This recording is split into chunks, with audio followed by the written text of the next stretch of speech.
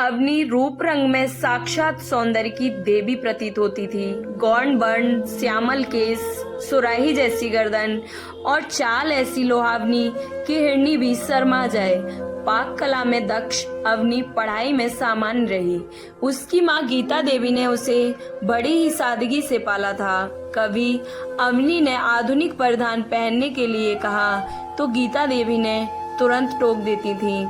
अवनी बाबुल के घर में लड़की हमेशा सादा ही रहती है, अपने घर जाकर चाहे जो भी हो पहनना। अवनी के कॉलेज से लड़कियां एजुकेशनल टूर पर जा रही थी। उसने भी माँ से अपने जाने के विषय में पूछा तो माँ का जवाब आया, अवनी, मुझे विवाह से पूर्व लड़की का यूं घूमना फिरना बिल्कुल पसंद नहीं है। जितना भारत भ्रमण करना हो अपने घर जाकर करना। अवनी अब उदास होकर स्वयं से ही पूछती, क्या यह मेरा घर नहीं है?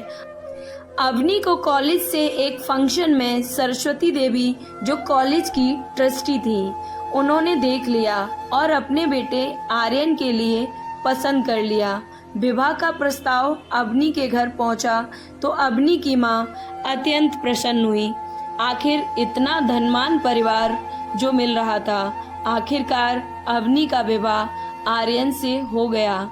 सुहाग कक्ष में ही अवनी के समक्ष आर्यन की सच्चाई सामने आ गई।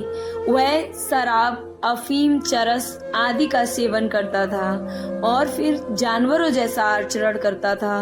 अवनी के लिए उसके साथ जीवन निर्वाहन करना किसी चुनौती से कम न था। 1 माह बाद अवनी ने आर्यन के बहसीपन की निशानियां अपनी सासू माँ को दिखाई तो उन्होंने तपाक से कह दिया, देखो अवनी, मैंने आर्यन को बड़े लाड़ प्यार से पाला है।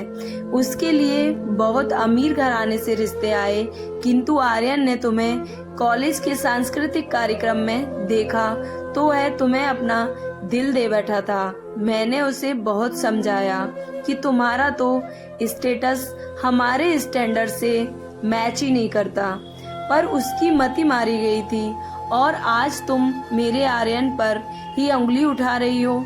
तुम क्या जानो ये हाई सोसाइटी के शौक हैं। यदि तुम हमारे साथ एडजस्ट नहीं कर सकती हो तो अपने घर चली जाओ। सुनकर अवनी के हृदय का दर्पण चूर चूर हो गया। एक वाक्य जो उसके कानों में चुभने लगा था वह था, अपने घर चली जाओ। क्या यही इस समस्या का समाधान है? मायके में बेटियों को यह कहकर बड़ा किया जाता है कि अपने घर जाकर अपने सारे अरमानों को पूरा करना, और फिर ससुराल से यह कहकर धुतकारा जाता है कि अपने घर चली जाओ। आखिर एक लड़की का घर कौन सा होता है? मायका, जहाँ उसे ससुराल की अमानत समझकर बड़ा किया जाता है, या ससुराल जहाँ उसे हर क्षण परायेपन का एहसास कराया जाता है। स्टोरी अच्छी लगी हो तो प्लीज अपना एक प्यारा सा कमेंट जरूर करें।